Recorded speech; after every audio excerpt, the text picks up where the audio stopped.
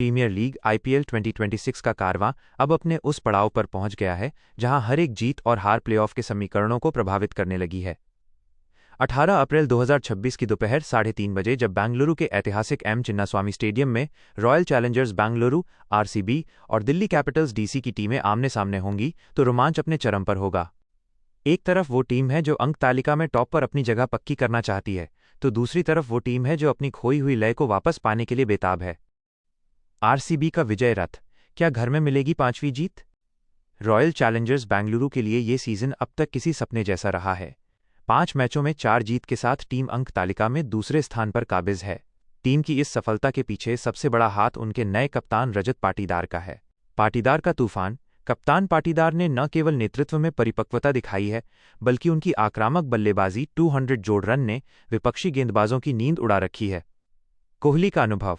विराट कोहली का बल्ला इस सीजन में शांत लेकिन बेहद प्रभावी रहा है। उनकी स्थिरता मिडिल ऑर्डर को वो मजबूती देती है जिससे टीम बड़े स्कोर तक पहुंच पाती है। गेंदबाजी यूनिट। मोहम्मद सिराज की अगुवाई में आरसीबी का पेस अटैक चिन्नास्वामी की सपाट पिच पर भी विकेट निकालने में कामयाब रहा है। दिल्ली कैपिटल्स की चुनौती, फॉर्म और निरंतरता की तलाश। दिल्ली कैपिटल्स के लिए 2026 का सीजन उतार चढ़ाव भरा रहा है। 5 मैचों में सिर्फ 2 जीत के साथ टीम 5वें पायदान पर संघर्ष कर रही है। दिल्ली के लिए सबसे बड़ी चिंता उनका मध्यक्रम है।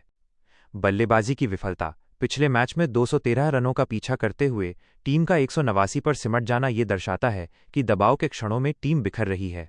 कुलदीप का स्पेल। दिल्ली को अगर जीतना है तो कुलदीप यादव को अपनी जादुई स्पिन से आरसीबी के टॉप ऑर्डर को ध्वस्त करना होगा। हालांकि इस सीजन में वे विकेटों के लिए तरसे हैं, लेकिन उनकी काबिलियत पर किसी को शक नहीं है। ट्रिस्टन स्टब्स का पावर। स्टब्स और अक्षर पटेल टीम के लिए एक्स फैक्टर साबित हो सकते हैं, बशर्ते उन्हें ऊपर के बल्लेबाजों से अच्छा मंच मिले। पिच रिपोर्ट और मैदान का हाल। चिन्नास्वामी स्टेडियम को बल्लेबाजों का स्वर्ग कहा जाता है। यहां की पिच सपाट होती है और बाउंड्री इतनी छोटी है कि मिस हिट भी छक्के के लिए चली जाती है। 1. टॉस की भूमिका। दोपहर का मैच होने के कारण ओस ड्यू की भूमिका कम रहेगी, लेकिन तेज धूप के कारण विकेट शुरू में थोड़ा धीमा हो सकता है। टॉस जीतने वाली टीम पहले बल्लेबाजी कर 200 जोड़ का स्कोर खड़ा करना चाहेगी। 2. हाई स्कोरिंग मुकाबला। यहां 190-200 का स्कोर भी सुरक्षित नहीं माना जाता। दर्शकों को चौकों छक्कों की बरसात देखने को मिलेगी। Head to head. आंकड़ों की जुबानी।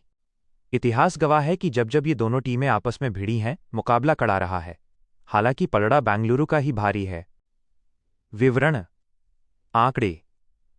कुल मुकाबले 33। आरसीबी की जीत 20। डीसी की जीत 12। बेनतीजा 0-1। मैच की रणनीतियां x factors. Royal Challengers Bengaluru RCB चाहेगी कि पावर प्ले में ही पाटीदार और उनके साथी सलामी बल्लेबाज दिल्ली के गेंदबाजों पर हावी हो जाएं।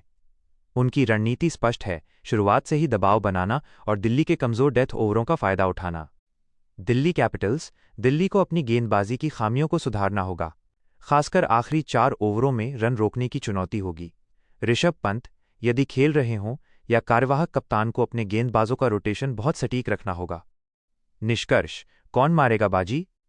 कागजों पर और मौजूदा फॉर्म के आधार पर आरसीबी जीत की प्रबल दावेदार नजर आ रही है। उनके पास आत्मविश्वास है और घरेलू दर्शकों का जबरदस्त समर्थन भी। लेकिन क्रिकेट अनिश्चितताओं का खेल है। यदि दिल्ली का शीर्ष क्रम चल निकला और कुलदीप यादव ने अपनी लय पाली, तो चिन्नास्वामी में बड़ा उलटफेर भी संभव है। क्या दिल्ली कैपिटल्स अपनी गलतियों से सीखकर वापसी करेगी या बेंगलुरु का विजय रथ ऐसे ही दौड़ता रहेगा? इसका फैसला 18 अप्रैल की शाम को होगा।